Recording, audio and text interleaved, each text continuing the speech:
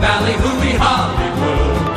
Where any office boy... Welcome in, everybody, to another episode of That Movie Show. Mike Wendt and Eddie McCabe. You can follow us on social media at Mike Wendt, at the Eddie McCabe, hashtag That Movie Show. And, of course, be sure to subscribe to That Movie Show on any and all podcast apps. The website is thatmovieshow.net, where you can find the archives. And that'll do it for our business, right? We want to jump into Commando, or you got anything to talk about this week? Oh, no, I'm dying. So let's just jump into this. Dying? Are you still dying, or are you on the mend? I think I'm on the mend. Who knows? You know, it's 2020. Fingers crossed. Fingers crossed. Technically, we're all dying. Yeah, you know, we're all. If you're not living, you're dying, right? That's exactly. We're all dying. Act accordingly. Yeah, right. What was that line from The fucking Departed? Oh yeah. What was it? It was like if you. How's your mother? She's dying. We all are. Act accordingly. Yeah. Right.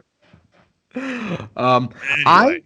I am very excited for today's movie, mostly because it was 2 weeks ago we did 2 weeks ago we did John Wick 3.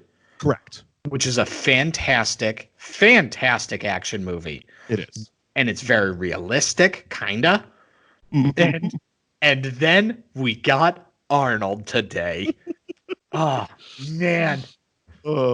You know, you mentioned it off air to me last week after we finished Onward, and we were talking about whether or not to do this or the Goofy movie. And you brought up a great point. And after watching this, I'm all in for an entire month of Arnold movies. Arnold Schwarzenegger is a national treasure. He is a national treasure. A national treasure from Austria, much like John Candy, the national treasure from Canada. Yeah, yes. I absolutely love this movie. I love it's like watching old Hulk Hogan stuff. You know, like you think about Hulk Hogan right now and you're like, wow, that man is racist and old and like he's like a leather wallet that made a wish to become an alligator. Like I think there was an episode of Always Sunny in Philadelphia where they were doing a wrestling show, and they opened it by watching an old Hulk Hogan match, and they described Hulk Hogan probably as perfect as you could. He goes, "Oh no, this is an American hero right here. As you can see, he's got the hair of a Chinese woman and the skin of a burnt hot dog." Yeah, right. That's exactly right. But that's exactly the point is you look at Hulk Hogan now and you're like, wow, this is terrible. But then you look at 1984 Hulk Hogan and you're like, wow, this is America. This is America. This is it. And that's how I feel about Arnold Schwarzenegger because America? It's like, yeah, it's just like I'm looking at it and I'm watching him. This is America. I'm watching this man carry it. Like the first thing you see in this movie is just Arnold Schwarzenegger just carrying a tree. And it's just like, yeah. An entire tree. Like, I'm here. I am here to see Arnold Schwarzenegger just do Arnold Schwarzenegger stuff. I'm like, I know that this movie's going to be poorly acted.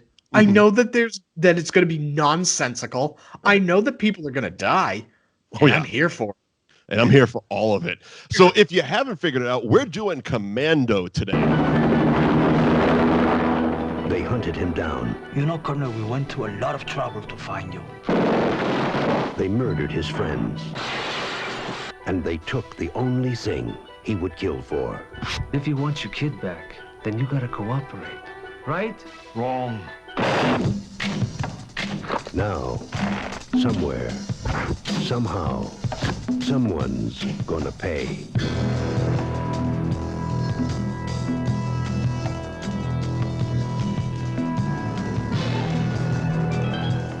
Do you think that he is going to give us any problems?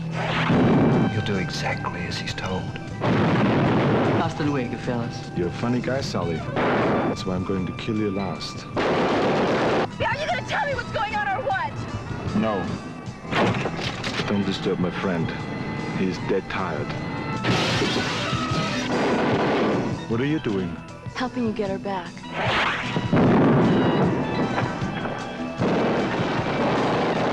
Remember, Sally, when I promised to kill you last? That's right, Major. You did. I lied.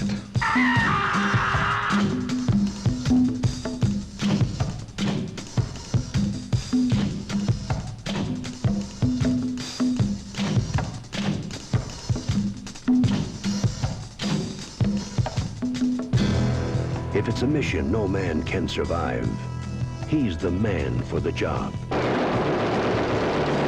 Arnold Schwarzenegger, Commando. Let's party.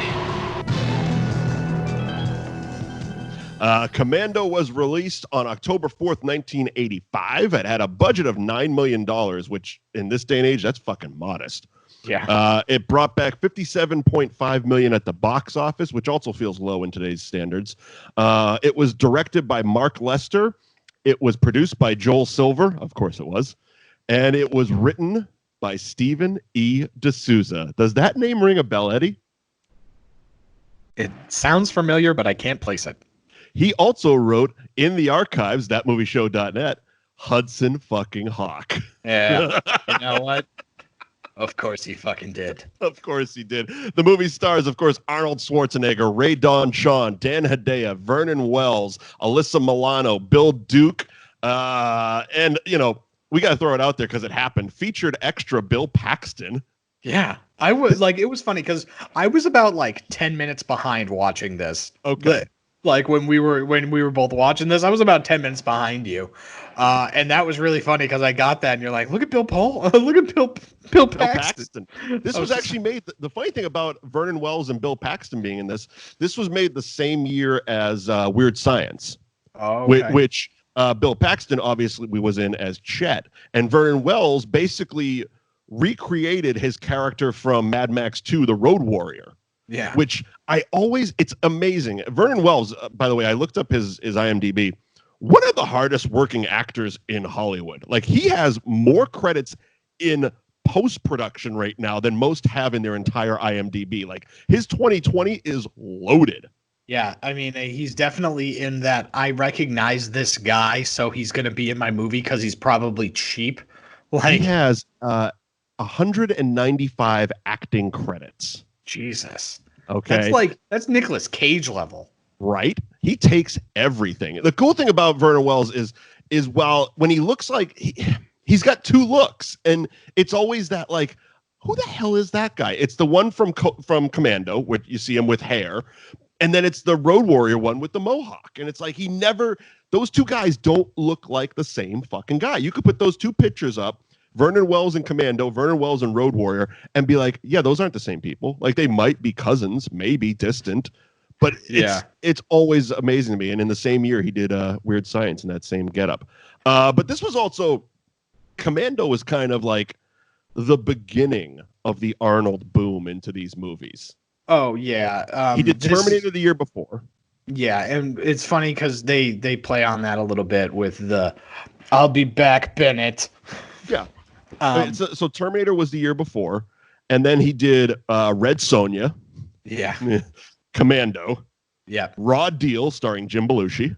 Oh, jeez. Then he's off to the races. He's got Predator. He's got Running Man. He's got Twins. He's got Total Recall. He is America's sweetheart, Arnold Schwarzenegger. Yeah. I like, this is one of my favorite Arnold Schwarzenegger movies.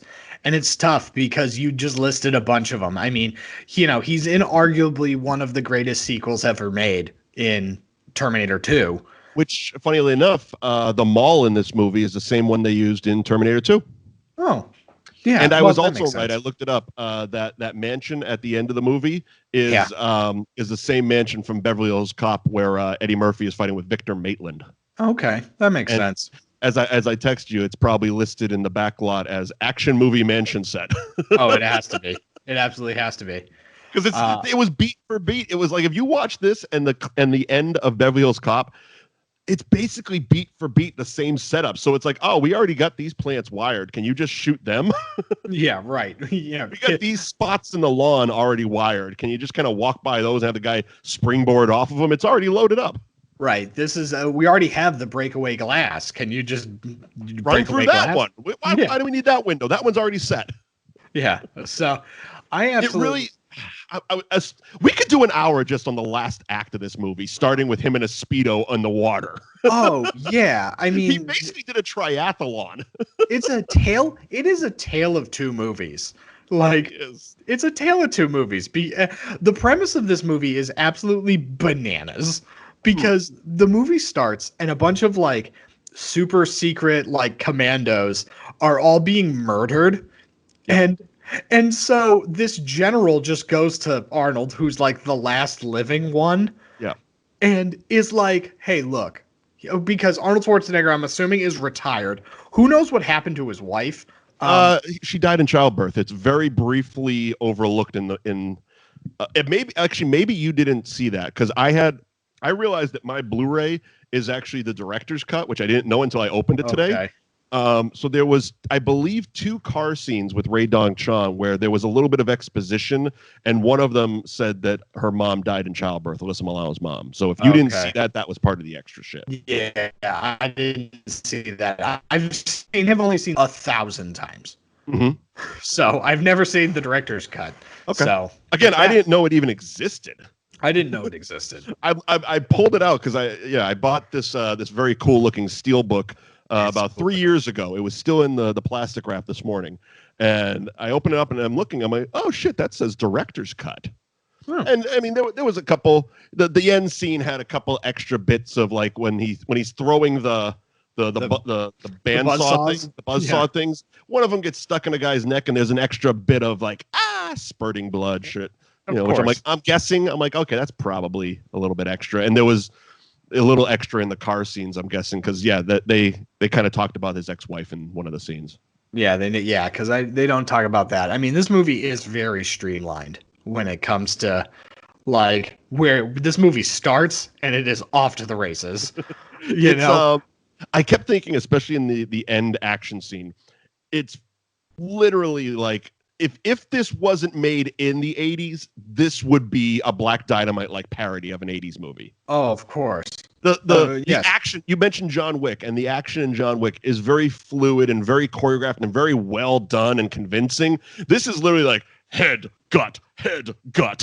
Yeah, well, we'll get to the end scene because I have so many thoughts. But I mean, Arnold Schwarzenegger sneaks around the entire compound, like setting up 1 billion explosives, and then kicks the door in and starts shooting people. Yeah. And it's like, why didn't you just sneak in and get your girl then? You idiot. Like, what? Like, why did we need to kick in the door? Hey, I guess. Look, he didn't spend 5 minutes of screen time getting dressed to not use the shit. Yeah, you're right.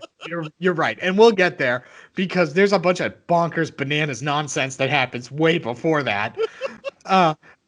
Mainly the fact that the general shows up and is like, hey, look, John, I just want to let you know somebody's going to try and murder you. So I'm going to go Matrix. Yeah. First of all, great name. Arnold Schwarzenegger. American hero. Yeah. Check his papers. With that accent ain't American. Oh, he says he's Eastern German. I love it. When I was growing up in Germany, I could do a car for Yeah. Because he's like, why don't? Because they're sitting and he's reading like some sort of pop magazine, and he says to Alyssa Milano, he just looks at her and goes, "Why don't they just call her Girl George?"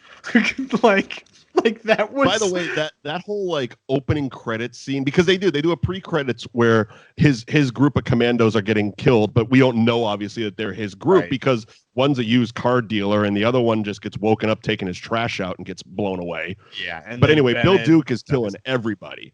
Yeah. And finally, so they show up and he, like you said, we're introduced to John Matrix carrying an entire tree. An entire tree on one arm. Yeah. I don't know. Like, and then he like chops it up for firewood. And it's just like, I don't think you need more wood. You don't need, like, that's it. No, we just needed to see a lot of close-ups of oiled muscles. Yeah. I mean, like you said, the Hulk Hogan reference, it was the 80s, man. Yeah. Oil up those arms, pal. Yeah, this is what we're here for. But then we get the opening credits with basically him playing Father of the Year with Alyssa Milano. They're going out for ice cream. It's this is a fucking rom-com. Yeah, it's like, wow. Look, we have to, without establishing, like, with any dialogue whatsoever, we have to establish that Arnold Schwarzenegger loves his daughter. And boy, do we do it. You know, he's just... And it's good that right off the bat, like, her first line is daddy. It's the word daddy. Because otherwise... there would have been a weird, is this a child bride type of situation? Yeah, well, because that's the weird part about dating. Yeah, the weird part about Alyssa Milano in this movie is it feels like Jenny Matrix, his daughter, is actually like 14, but she's dressed like a 5-year-old. And so it's like, I figured like I'm watching this and I'm like, every single time I've seen this movie, I'm like, I'm pretty sure that they want Jenny Matrix to be 5 years old, but they couldn't trust a 5-year-old actor to like do the stuff that they needed them to do. So they casted Alyssa Milano. Trying to look up right now. I'm trying to see where Who's the Boss fell in this. If it was before or after. Let's see. 1984 to 92. So she was already Alyssa Milano from Who's the Boss. Right. For a year when this was being made. So it could have been like simultaneously. But yeah, so she had been on the show for a year. So maybe that was also part of it.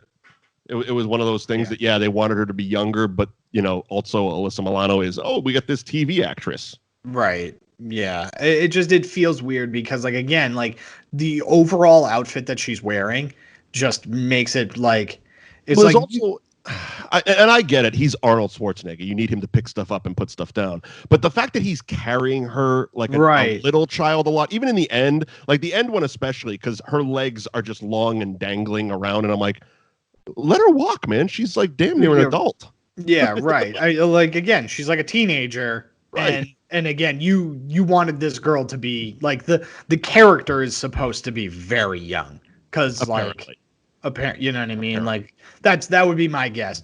But yeah, the first bonkers line that we get in this movie is after the general leaves, and immediately all hell starts breaking loose. They were hiding in the bushes. Yeah, they were literally hiding in the bushes waiting for them to leave. And the two like good officers that like the general leaves him to protect him get all shot up. And Arnold then Arnold looks at him and goes, "Don't worry, you're downwind." And he's just like, "You can smell them?" And he's like, "Yeah. What do you expect me to smell?" He goes, I can't smell them. Yeah, I did. I did. How did you think I knew they were coming? And it's just like, yes, this is what I'm here for. This is batshit crazy. Arnold, he's like, "I need to go to the shed and get my rifle." And he goes and presses two buttons and opens it up, and it's just guns. And it's just there are so many secret doors in this movie. Yeah, and he just grabs a rifle and he's just like, "I'm gonna go murder some people," and he just starts murdering people right away. This movie, I meant to do it at the beginning, but I lost count. Like 4 minutes in because I was like, I'm gonna see how many people die in this movie. I have the answer. Oh, good, because I started counting and I lost count. I was like 15. I don't know. Yep, I forgot. 109 people die in the movie. Arnold kills 102 of them. Yeah. Okay. Yeah. Yes. So the bad guys don't even kill a fraction of how many of the entire body count. I bet you that they are the cops that die. That's literally the people. Well, also his crew. Oh yeah. The first 2 or 3 guys in his crew, and then those 2 guys that are supposed to be protecting him but do an awful job because you know the bushes come alive. Yeah, because the Viet Cong is in the bushes. Like fucking Oregon or wherever the hell they are, Northern California. Yeah, and so I love that they're like, we took the girl, and this asshole is just sitting in a chair being like, "John, I'm here to negotiate with you," and he just looks at him. He's just like, "No," and just shoots him in the head. It's just like, now I have to go and ride my truck because they somehow cut all of these wires. I don't know who knows what they did to the engine, but there's just wires and the engine doesn't work now. They were the brake lines. Oh, was it the brake lines? It was definitely the brake lines because that was a line that one of the bad guys said because Arnold just pushes his truck off a cliff and jumps in. And he's rolling down and they look and they go, "He's coming at us with no brakes." Yeah. The funniest part about that road is that it's an S. It's just an S because he like tries to hit him the first time. Yeah, he tries to hit him, misses, and then somehow those assholes have to come around the mountain again. Here I come, yeah. And he's just trucking down this mountain, and it's like, "Look, Arnold, so stupid. Like, look, I know you want your daughter back, but I don't know if you know this information because I sure as hell don't. Which car is your daughter in?" Because what happened? Like, I would target the smaller car, assuming she's in the van, but somehow he hits the van and she's in the car. Well, clearly they don't. Clearly, if you're inside of an automobile, it doesn't matter what destruction happens around you, you're safe. We learned that in the bazooka scene later with Ray Don Sean, and when he's in the paddy wagon. Oh, because she blows that shit up, and he just crawls through a hole. And when he flips a Porsche. Yeah. Oh God, yeah. What the hell's that guy's name? We'll get to him in a minute. We'll get to him. He's a bad guy in every movie. Yeah, I mean, look at his mouth. He's got a bad guy mouth. And David Patrick Kelly playing Sully. Yeah, that was the other thing. I'm watching this, especially in the end when he's just running around, blowing holes in walls and yelling, Jenny. I swear the writers just sat in a room going, all right, what's some funny shit we can make this guy say? Yeah, right. Jenny, Sully, Bennett. And so Jenny repeatedly and kicking in doors. Yeah, he's just wandering around like a dad who lost his kid at the mall, but with a gun. Yeah, Jenny, brr, Jenny, brr. Yeah, yes, you're not helping anything. 100%. So basically, because he doesn't have any brakes and he just rams into a truck, that doesn't work out well for him, and the bad guys basically abduct him and his daughter. Yeah. And we find out that Bennett is alive in the lamest, like, just shows up. Yeah. Like, there's no, like, I thought you were dead. I'm not. Okay, moving on. Yeah. It's like, so Bennett we watch her during the credit sequence. We watch Bennett's boat blow up. And it's like, as someone who hasn't watched this in many, many years, I was a little confused because I'm like, I could have swore that I was the bad guy in this movie. Yeah. And it's like, it doesn't make sense because it's like, we didn't need to see that. Like, who are you faking that for? Yeah, like, who are you? Didn't know anybody was dead. Yeah. And it's just like, yeah, like, well, again, we didn't even need to see it because there's no, like, this wasn't like a situation where we had seen this, like, this was the Commando TV show, you know what I mean? And we knew this team. And we so, didn't like, know who the used car dealer was or the guy who was bringing his trash out. There was it's like, we found out 10 minutes into the movie, oh, those guys were important? Yeah, right. And so, like, for him to, like, the general just should have been like, everybody's dead. Like, Bennett's dead. This guy's dead. That guy's dead. This guy's dead. So that when Bennett shows up, he's just like, I thought you died. And he's like, no, I faked my death to, like, join this evil team. And it's just like, oh, okay. That has just as much emotional weight as me seeing this guy I don't care about have his boat blown up. And then he shows up in when they got him captured, right? Yeah, he shoots him with a tranquilizer dart. Right. And then they bring him to Dan Hedaya in his bad Cuban accent. Yeah. It's like he saw Scarface once and was like, yeah, I could do that. I can make that happen. How much are they paying me? Oh, scale? Well, I'm definitely not putting an effort in. Yeah. And it's just, the plot of this movie is bananas, and I absolutely love it. It's like, look, here's the deal. You were a part of this crew that overthrew my government and put in a new, like, president or whatever. Right. And I want you to go there and I want you to murder him so that I can be president again.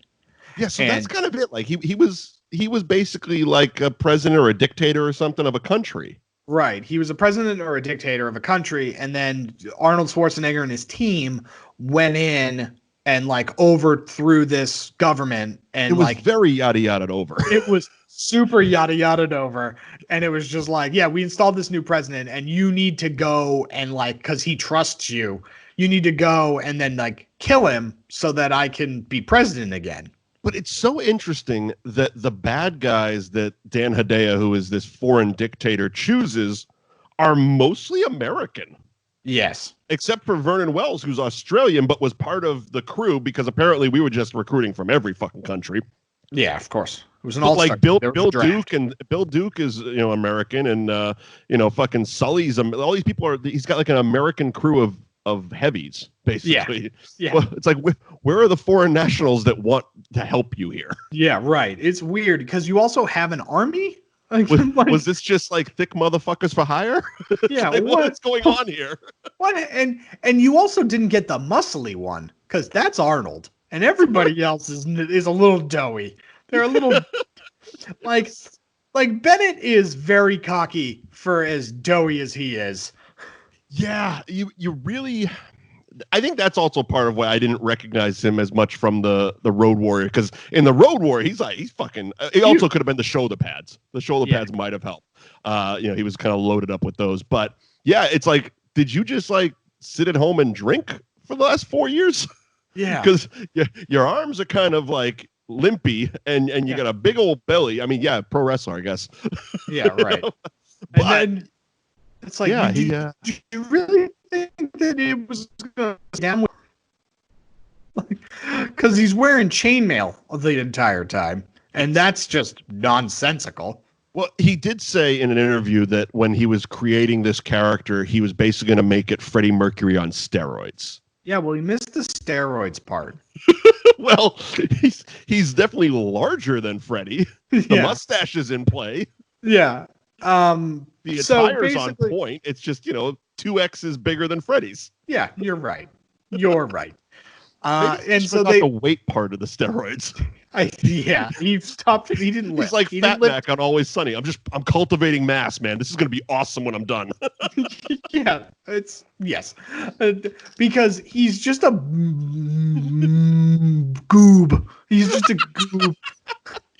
He's just a goob. That's what he is. He's just a goob. Like, just a massive gooby man. That's all he is. And it's so funny because he has the bravado where, like, he clearly, like, he wants to fuck John Matrix in the way that everybody wanted to fuck Dalton in Roadhouse. What I thought immediately, especially in the end where he has a lot of dialogue. Yeah. And it's in that Australian accent. Because he's actually kind of a, for the looks of him, you'd expect a gravelly voice type of guy, but he's actually kind of a soft-spoken Australian accent type of actor. And immediately, again, in the archives, I thought of Richard O'Brien in Flash Gordon. Yeah, okay, yeah. Where he's just kind of sashaying around, but he's the bad guy, and he's like, I'm just going to kill you now. Yeah, that's exactly what happens. Where the fuck did this come from? Yeah. Why are you so horned up for John Matrix? Why are you not? Yeah, you're right. That's on me. Look at the oil on his arms. I have the problem, especially when he starts doing the camo paint on his skin. Like, we'll get to it, please, because I have so many thoughts on the paint. Yeah, look. First thought, what the fuck? Yeah, right. Did you actually make a special trip to pack paint? Yeah. Yeah, we'll talk about his camping gear in a minute. But yeah, basically they're gonna load his ass on a plane, send him to this country to go assassinate this commercial airline, by the way. Yeah, they're just gonna stewardesses. Yeah, they threw him on a Delta flight to wherever the hell he was going, and he basically just looks at her and goes, How long is this gonna take? He's just like 11 hours. I'm like, okay, cool.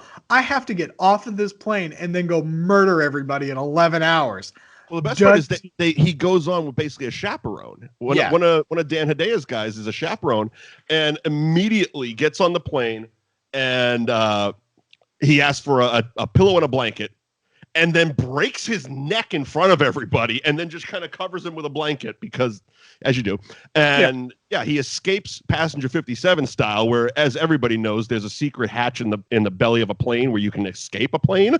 Yeah, you can get onto the landing gear and obviously and activate it. Yeah, and then just jump into a swamp at 500 miles an hour. No big deal. No big deal. No big deal. I've trained for this. Yeah, he just jumps in a swampy marsh. I don't know if you know this, but I carry trees around for fun. Yeah, that dude, he's something different. And so, yeah, basically he goes and just stalks Sully to a mall because Sully just needed to, get a beer at this mall that, Fast Times at Ridgemont High was happening at. Sully is such a creep. I love it. And I mean, he is this is his character for his career. I mean, it started with the Warriors. He basically did this character in this 48 Hours and then Adventures of Fort Fairlane. same fucking character. Just creepy, slimy, hitting on women, bad guy that gets fucking killed in the end. Oh, yeah. Yeah, well, he gets let go in this one. Oh my God, the quippy one-liners are my favorite thing ever. Yeah. The people in the 80s just didn't give a shit about murder. Yeah, they didn't care about murder and they didn't care about actual dialogue in movies. Arnold and Ray Don Chong beat the shit out of a lot of cops in the mall, by the way. Oh, yeah. 100%. Also, he swings on a balloon. Yeah, right. That in balloon a classic case of don't try this at a mall, kids. Yeah, right. But before he gets on the plane, because there is one of the classic Arnold lines where he goes, Sully, you're funny. I like you. I'll kill you last. I'll kill you last. Gotta love they pay it off, though.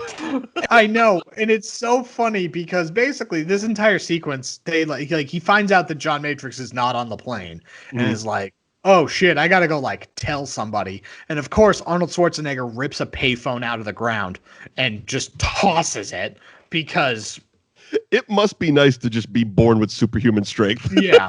You know what? It must be nice to just be the Incredible Hulk, where it's just like this asshole looks at this payphone and it's a phone booth, right? Oh, yeah. It's not just like a school. Yeah, like an actual metal phone booth. And this asshole just looks at it and goes, I can lift that, no problem. And then proceeds to do you dare me to rip this thing out? Yeah, he just rips this thing out of the ground. And it's just like, oh, wow. Arnold, I love you, you big, goofy, muscle-headed bastard. Holy shit. This is exactly what I'm here for. Because, again, the implications is that small man is inside that phone booth. So he's getting rattled around like a box of chiclets in there. Also, because of the time, and this is like a haha, it's 2020 sort of thing, right, where he sees John Matrix and he immediately starts rifling through the woman's purse and just like, I need a quarter. Yes, I thought the same thing. He was yelling in a near-death situation, I need a quarter. He's rifling through a purse. First of all, dial down to center. Call collect, asshole. Come on. Also, apparently, wherever Dan Hedaya is from is a local call. I just need a quarter. Yeah, just need a quarter, man. I don't know. The 80s, payphones. It was a different time. What he needed, he just needed to put a paper clip in the coin slot in the middle of the receiver there. I remember that trick from school. Look, he's cheap paste. Look, we all know that he was very lucky that he didn't start traveling back in time in that phone booth. Okay, it's true. We haven't done Bill and Ted yet.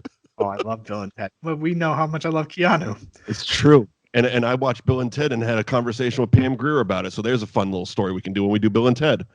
Great. Maybe we can... Why not? Yeah. Let's get Pam Grier on. Get Pam Grier on. Yeah.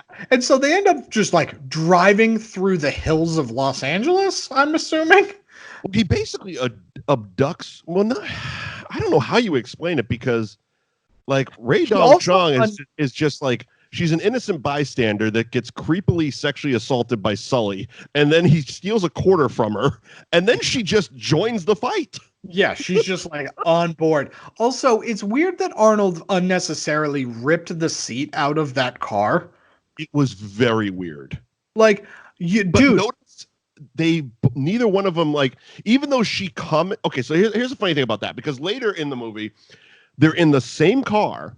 Yes. And she's bitching about him ripping the seat out. However, she's sitting as if in that position, as if she's sitting on a seat. Yes. Not oh my God, I have to now lay. I would get it if it was if Arnold ripped the seat out because he has to hide or something and he's a large burly man and he's got to lay down. It still doesn't make a hell of a lot of sense. And it's a weird test of strength type moment. But the fact that now she's sitting upright, presumably on the floor of a car. Yeah, right. I don't know. Well, it was and the other details did not really matter. The other part of this D'Souza movie. Yeah, the other part of this is okay. So there's no seat. That also means that there's no seatbelt, right? Correct. Also, it's the 80s and they don't have seatbelts. They wouldn't wear them anyway. Yeah, and so he hits a telephone pole. He flips the Porsche and then promptly drives into a telephone pole. Oh yeah. And Like, they're all just like, he just immediately like grabs her like, are you okay? And she's like, yeah, I'm fine. I'm fine. I'm going to love you at the end of this movie. Yeah, we're going to be a family, and Alyssa Milano is just going to be on board. So, fun fact that came out of the director's commentary on the Blu-ray, they shot a love scene between Ray Dong-chan and Arnold Schwarzenegger, but they were so unconvincing they cut it. It's not even available on deleted scenes. That's so funny. Their sex scene was so unconvincing. Yeah. I can only imagine. I can imagine him doing one-liners during the sex scene. Yeah. This is so sexy. Look at my arms. You two look like you've never had sex before. We're not using this. It's basically the same principle as fucking No Holes Barred. Yeah, like that right. motel scene. It's like, yeah, there's no way I'm gonna be convinced that she's gonna have sex with Hulk Hogan. By the way, it's available in the archives. Yeah, right. Of course. And so he basically just grabs Sully and just dangles his ass over a cliff. And this is my weak arm. this is my weak arm. And he says that, and I understand it's a one-liner joke, but that was also the arm he was carrying the tree in. I remember context in the movie. That's your strong arm, dude. Yeah, right. Also, does that mean you can lift 2 trees on your other arm? My God, the power of this man. And yeah, he's not getting information. He's just shit talking Sully. And like the whole point of this is trying to figure out where his daughter Jenny is. Right. And Sully's not telling him shit. And he holds up the keychain and is like, I already know. It's like, is there a map on there or something, dude? How do you know where she is based off of car keys? Well, it's like, so yeah, you don't know where she is. You just know where he was going. And so you're like, it was a motel key. It was the motel key. Okay. It just clicked to me because I thought it was his Porsche keys. And I'm like, how is that helping? Oh, okay. Yeah, it was the motel key. And I've seen so this it's movie like 400 times. That's the first time I got what the fuck that key was. Yeah, he just knows that he can go to the motel for whatever the next thing is. Because he's clue. Like, yeah. Because Sully tells him, he goes, I don't know where the girl is, but Ray Moon does. And he's just like, where's Ray Moon? And he's just like, I don't know. That's not a character's name. No, I can't remember the black guy's name that he murders. Cook. Yeah. Bill Duke is the actor. Ray Moon. Ray Moon. No. Ray Dawn Chong is the woman. It's Tommy Chong's daughter. Yeah, that's right. Because he murders Cook while those 2 people are filming porn, which is hilarious. Yeah, okay, I have some thoughts, but first let's wrap up Sully's arc. Oh yeah, because he pays off the earlier joke. Yeah, the funniest part is that Sully should have brought it up, but he doesn't, and Arnold does. He goes, "Remember when I said I would kill you last?" He's like, "Yeah, you said you'd kill me last," and he was just like, nothing no, else. Arnold knows comedic timing. Remember how I set up that joke about 10 minutes ago? I lied. Yeah. Also, it's the middle of the night, and it's really funny that he was talking to Ray Dong Chong there, and he's basically like, it's only been an hour. We started in the morning. Yeah. When did this flight take off? Just a 24-hour thing? 11 hours. Oh my God. This is a great day in the life of. Yeah. Because from the moment the plane takes off, he's got 11 hours to get and find his daughter. You know, what he needed was one of those iWatches like they had in Onward. Yeah. Because what we all need in action movies like this is a countdown clock. He did. He had one. We had a watch. I didn't understand that he had 11 hours. I didn't know there was a time limit on his car. Yeah, he had a digital watch with a countdown clock on it. Jesus. We just didn't check it all that often until it was, convenient. Gotcha. So he drops Sully. Yeah, he drops Sully, and he just looks at him and goes, "Did you kill him?" She goes, "No, I let him go." Nobody shit about murder in the 80s. No. How is this woman who was literally just shopping at the mall an hour earlier? She went from flight attendant to terrorist in 45 minutes. Straight up. Yeah. She overthrew a country in 45 minutes. Yeah. Like, this girl gets into a car with Arnold Schwarzenegger, and not 2 hours later, she shoots a rocket launcher, 1 at a storefront and 2 at a cop car. Like, she went from terror to flight attendant to terrorist in 2.5 hours. Also, I completely missed the fact that she was a flight attendant. Yeah, that's why I thought she was just shopping at the mall. Yeah, she starts at the airport. She might not be a flight attendant, but she was on the phone with her friend, being like, my flight was canceled. So I'm assuming she's a flight attendant. Well, she's dressed like one. Yeah. Is that sexist? I don't know. It was the 80s. Whatever. Yeah, whatever. Fuck it. I mean, this movie has a lot going for it. So, so we get to the motel. Yeah, and they're just searching for stuff, and it's just like, yeah, this is okay. Them looking for clues in all of the different set pieces is one of my favorite things ever. The best one is definitely the airplane hangar, which we'll get to in a minute. So. Yeah, they're looking for clues in the Sully's motel. Yeah, and they're looking for clues in, like, with the type of effectiveness that, like, the Scooby Gang looks for clues. You know, they're really trying, and it's just not helping. At least the Scooby Gang was high the whole time, so it, like, kind of makes sense. True. These two idiots are, like, bumbling around, and he's just like, look in the drawers. Like, look in the drawers. And it's just like, she should just look at him and be like, I don't know what I'm looking for. What am I? What are you looking for? Do you know what you're looking for? Because I don't know what you're looking for.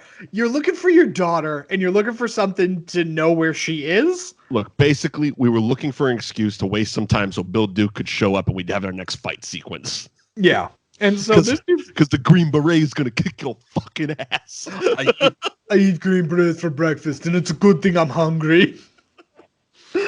Call him like a big thick motherfucker or something like that. Like he throws something like that out. But yeah, they start wrestling in a motel, and if you didn't notice, Ray Don Chong's parts of this were all shot at a different time and all ad-libbed. That's why they're weird and out of the blue, like just so much macho maleness. Yeah, right. She's just commenting on how beefy these boys are.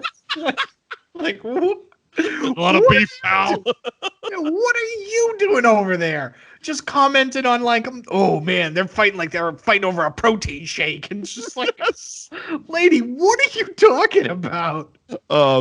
So another thought I had watching this back today, because they crash through a wall, which I mean, I don't know if they're making a porn or it's just two people fucking in there. There's a camera, but all I thought to myself was, imagine being the casting director, because he's just like, so they're gonna crash through this wall, and why don't we get a woman with giant tits?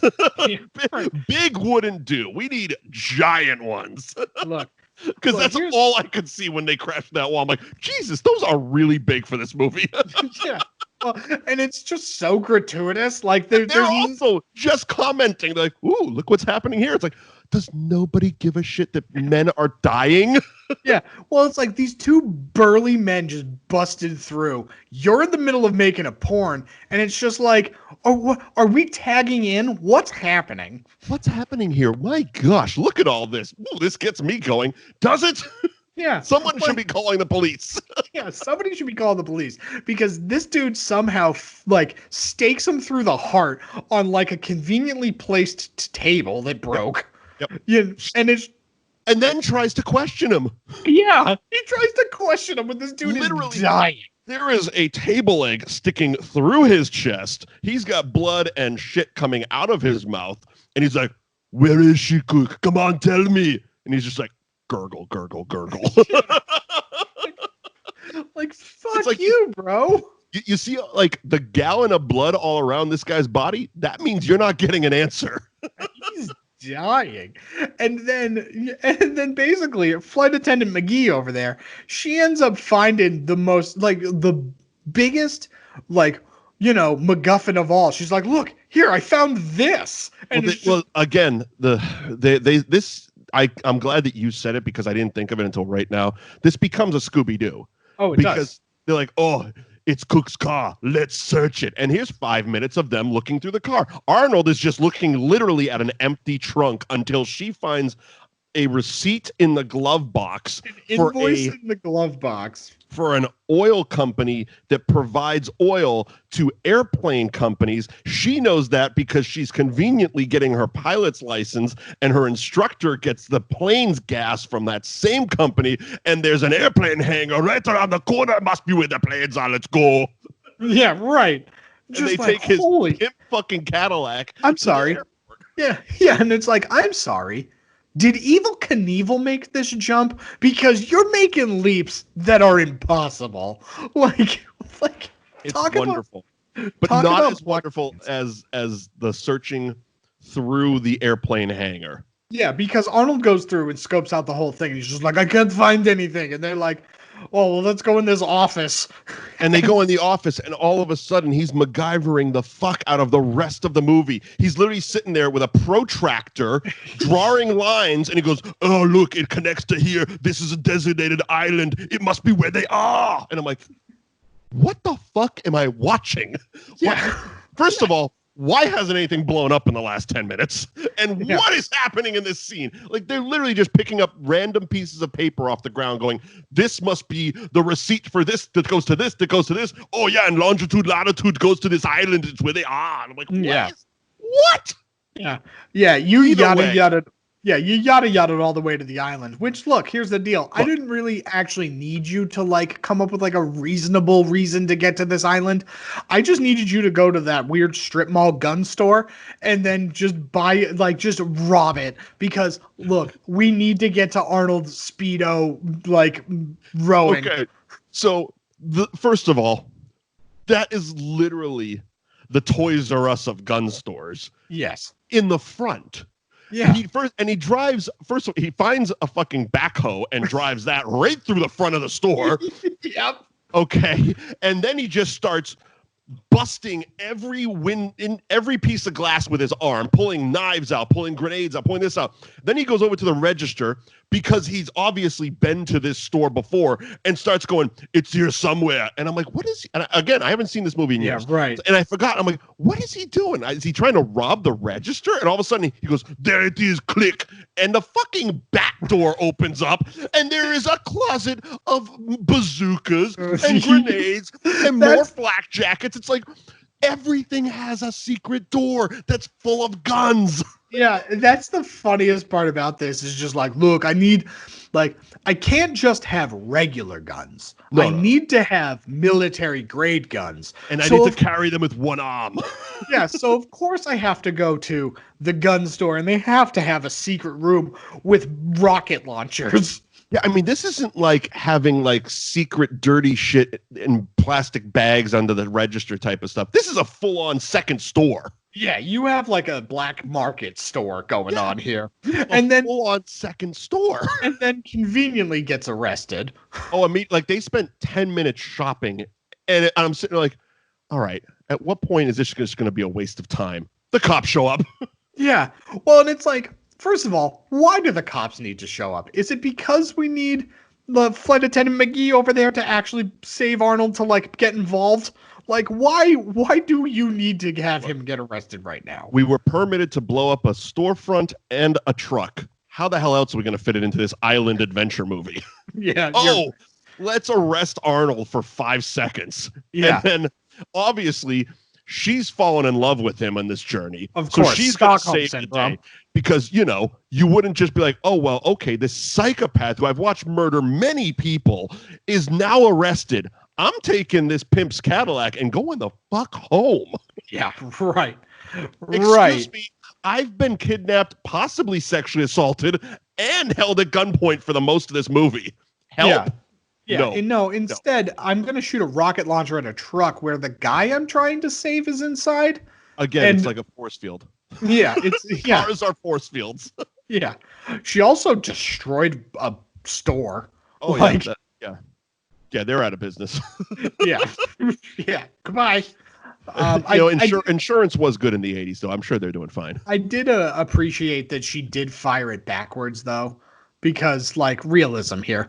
Like, yeah, but okay, sure. But that doesn't back up her then claim, because I'm making literal references to their one-line jokes where he gets in, he goes, "How did you know how to do that?" "I read the instructions." If you read the instructions, you would know the motherfucker was backwards. First of all, where were the instructions? I didn't know rocket launchers came with instruction booklets. Yeah, because this is the 80s. You can't Google that. No. Can't Google it. So where was the pamphlet that you got that came with the rocket launcher? Was there a tag? I want to know. I have questions. What's but the price instead, point on one of those? Yeah, right. But this is it more or less than a Tiger? What is your return policy? This thing shoots backwards. Yeah, right.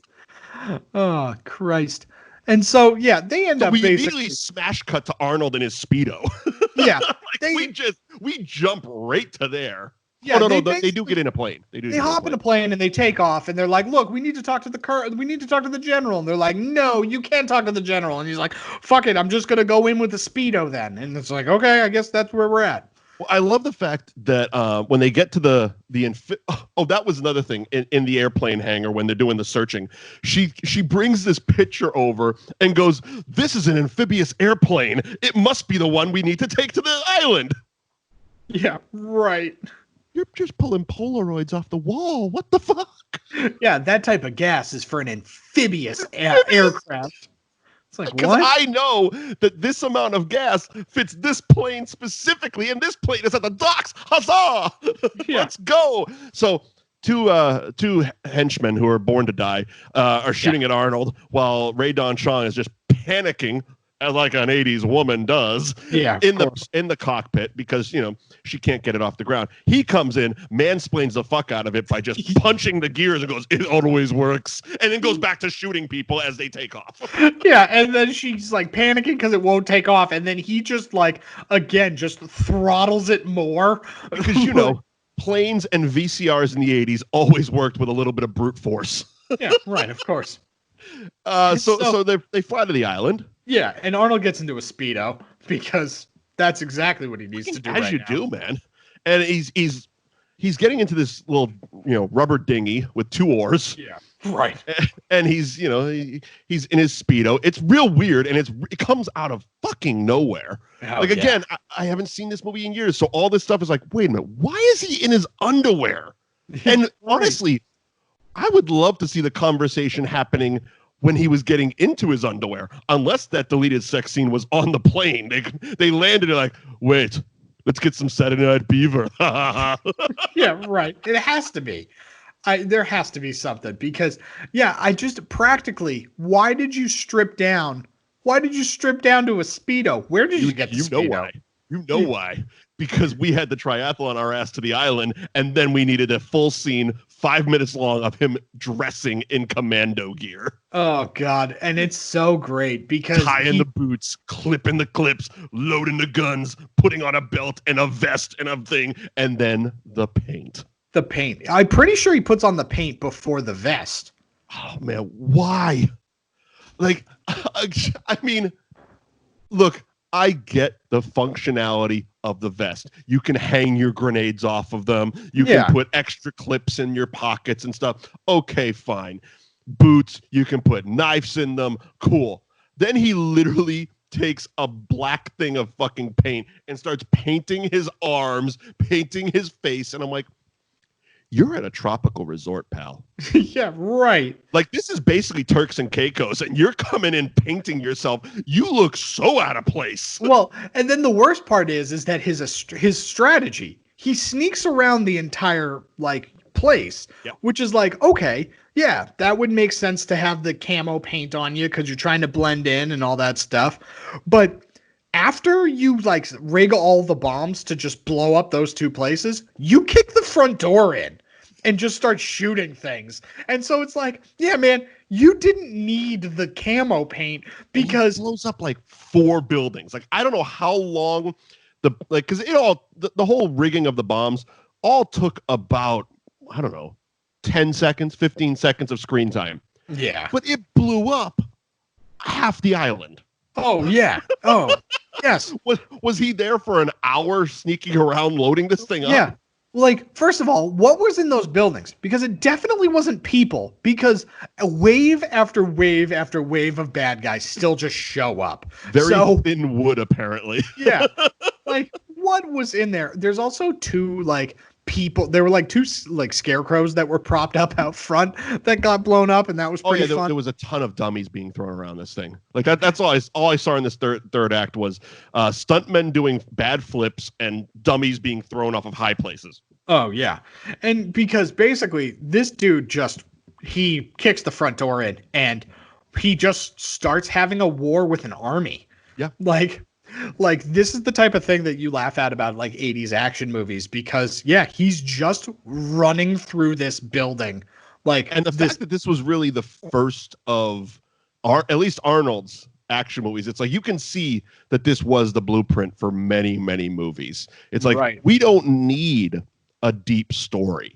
No. We just need a big, muscly dude that can kind of speak, a hot chick, and a lot of fucking explosives. Yeah. Maybe an island. Islands are nice. Because, like, at one point, he's trying to find his daughter, and it takes him about, like, a good solid 10, 15 minutes for him to get into the building to look for his daughter, because he's like just running up on rooftops shooting people and running through a garden, and like there was a point where he was running around, and at this point he had lost the jacket, and I realized, oh my god, he painted his chest as well. Yes. And he's running around, and he's got this giant cannon of a gun, and he's just one-arming it, basically Rambo style, which I'm pretty sure Rambo came after this, so I'm sure Stallone was like, I'm doing that. Yeah. So he's running around with one arm gun, and he shoot, turns, shoots, and all of a sudden you hear gunshots like off in the distance, and you could almost see in his face him go, oh shit, I missed one, and he climbs the thing and goes shoot, and moves on. Yeah, it's like a video game. Oh, it getting absolutely to the next checkpoint. Yeah, and it's funny because it's like he's just like waving the gun, and like he's not even aiming at people. It's such 80s action. It's like, I'm just gonna come in. I got 50 bullets on my arm, and just spray. Yeah, like bullets. I'm just gonna hose this place down with death. Bullets were just free in the 80s. Of course they were. That's just what it was back then. And all the while, Bennett is just horned up and ready to go. Because that chain melt is really hitting his nipples. Oh, it really is. Because this asshole, like, all of a sudden, all the hell starts breaking loose, and he's just like, welcome back, John. Oh, again, Vernon Wells was the only actor in this movie. He was the only one, like, all right, I'm going for it. Like, they're paying me to do this. I am going for it. I'm actually going to create a character. Like, he actually was like, he had a thought. I want to do Freddie Mercury on steroids. The rest of them were just like, all right, do I die over there? Yeah, right. Yeah. And he's like, your guys are talking tough. And then Matrix will come in and kill them all. Yeah. And I'll enjoy it. And I'm like, whose side are you on, motherfucker? Well, yeah. At some point, he looks at the like wannabe dictator, and he's just like, Matrix and I could kill all of your men like that. And it's just like, oh my god, you're having like some weird like sexual fantasies right now, where like you're gonna murder all of these people and then have sex in their blood.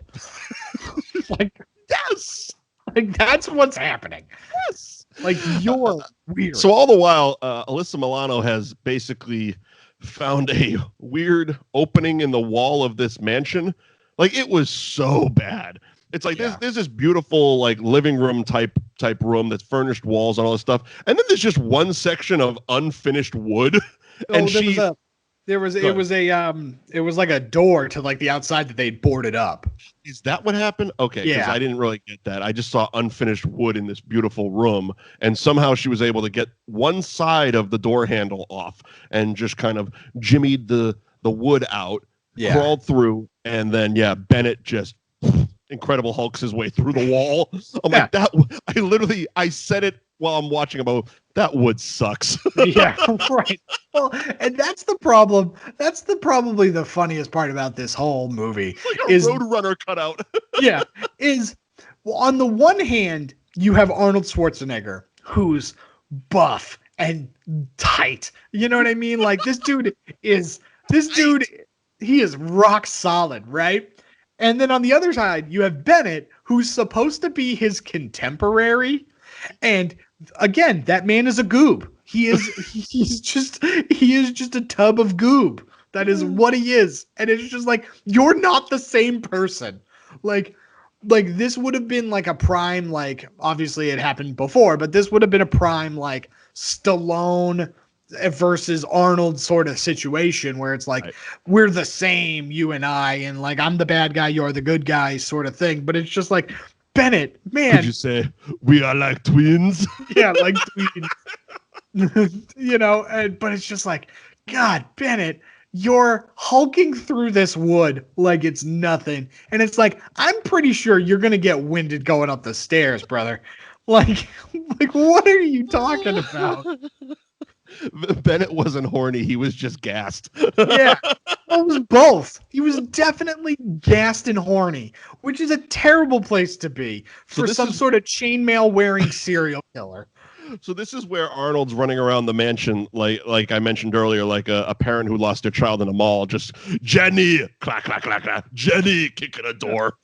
And out of like left field, you hear a faint Alyssa Milano go, Daddy. Yeah, but then they cut to her, and she's like in the boiler room basement. There's no fucking way he heard that shit. Yeah. Well, because he Scarfaces the wannabe dictator. Oh, straight up. Yeah, that guy was clearly not important.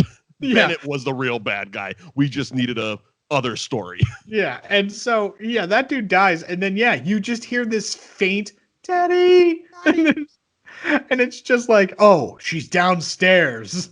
Obviously. I have to go find her. Obviously. She's in this, this machine factory that we have down in the basement of this. I mean, it literally was like Freddy Krueger's boiler room. Right. And it's like, I don't know if you know this, but this place is more likely to have a wine cellar than it would Freddy Krueger's murder room. It was a mansion, not a fucking industrial plant. Yeah. And so it's like, I don't know. Where are you fighting? What is the purpose of this? Again, I feel like the sets were built around the climax of the fight.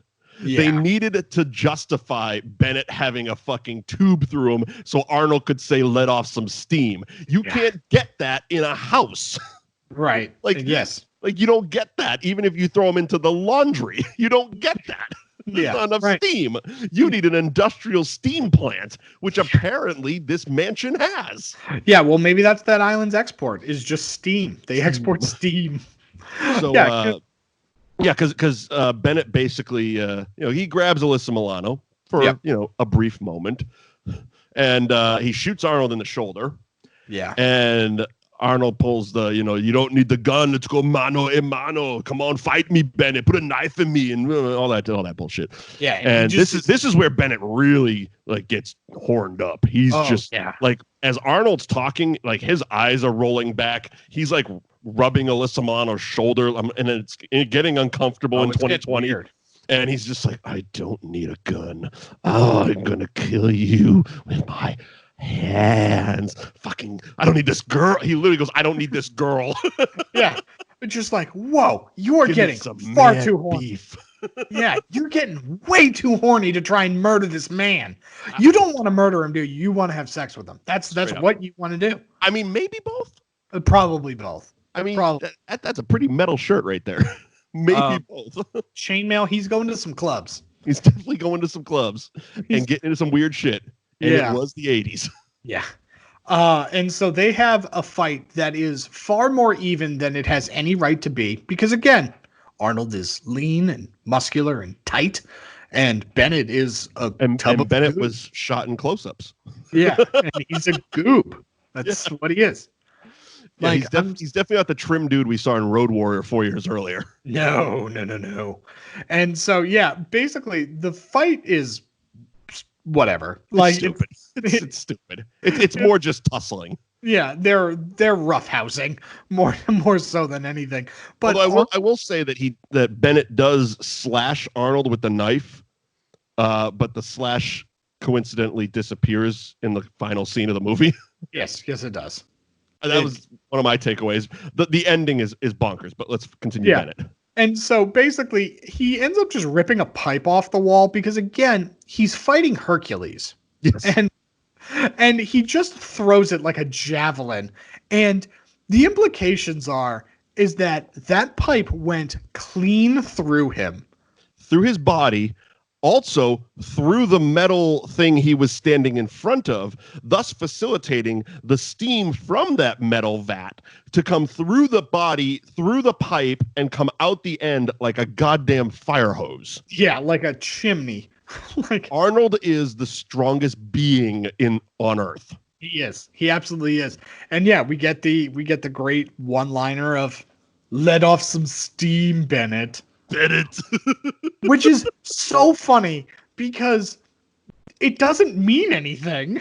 It doesn't, but what I took away more from that, and again, very similar to the motel death, where Ray Don Chong is just smiling and happy to be there, is Alyssa Milano is just smiling and happy to be there. And it's like, you people are watching murder happen. Oh, I know. Like, I don't care if you're happy that you're not dead and that your dad just saved your life. That fucking dude is really dead. Yeah. Really dead. And you're just like, yay! Is it time for ice cream? Yeah, I'm going to dip your nose in ice cream again, Dad. So Arnold comes out carrying his teenage daughter in his arms onto the beach to meet literally the United States Army. Yeah, they all showed up, and he's just like, "Did you leave any for us?" And he was just like, "No, I just didn't." Bodies. Yeah, just like, holy crap.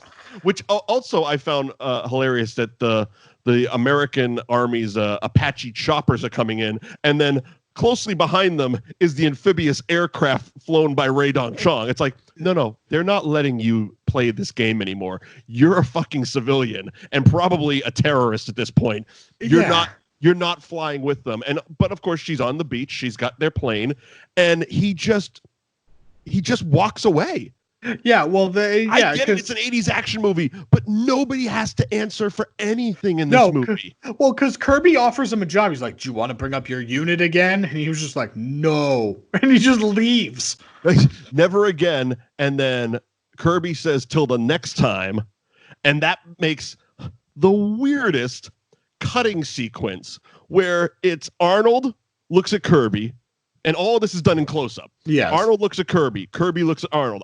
Alyssa Milano looks up at Arnold. Arnold looks down at Alyssa Milano. Ray Don Chong looks at Arnold. Arnold looks over to her. Then Arnold looks back down at Alyssa Milano, looks back at Kirby. And I was like, there's more cuts in this than in the fight sequences. And then they just like immediately walk over to the plane. Ray Don Chong gives a hug and a kiss to Alyssa Milano, who she's never met. Yeah, she's never met this girl before. And Alyssa Milano's just like, "Yeah, you're my new mom now. You're my new mom." And they get into their plane and fly away without answering for any of the death and destruction. Because she might have killed police officers, by the way. Oh, yeah. Yes, absolutely. Maybe. There's also definitely blew up a store. This is an international incident of some kind. Like, they're on foreign soil. Like, they definitely murdered. They killed a potential dictator, ex-president. Yeah, you know what I mean? Like, this dude's in charge of something. He's like, it's an international incident, no matter what. You know what, though? It was a different time. It was a different time. I understand. Things don't age well in 2020, but it was a different time. You know, most people listening and watching this didn't grow up in the 80s. They didn't understand that you could go to a foreign country, kill a whole bunch of people, and just get into an amphibious aircraft and fly away. Yeah, with a smile on your face. Right, to a cool saxophone-driven score. Like, that's the craziest part of this entire movie is the score of this is like all of a sudden some heavy action's happening and then the only thing that would have made it better is if it was actually a song over it that included the title of the movie, because that was so popular in the 80s. If it was like saxophone playing, it goes, "And he's just a commando." Yeah. Oh, well, it was pretty close. It was like fighting for what you love, fight for your daughter, America. Yeah, like you're such a good dad. He's a commando. Yeah, that was exactly what this was. I mean, seriously. Oh, I fucking love the 80s. That was wonderful. This movie is a delight. Wow. And if you haven't seen it, you absolutely need to. That was a lot of fun. Is that Commando? Yeah, that's Commando. All right. Holy shit. That was a hoot and a holler. So that was Commando.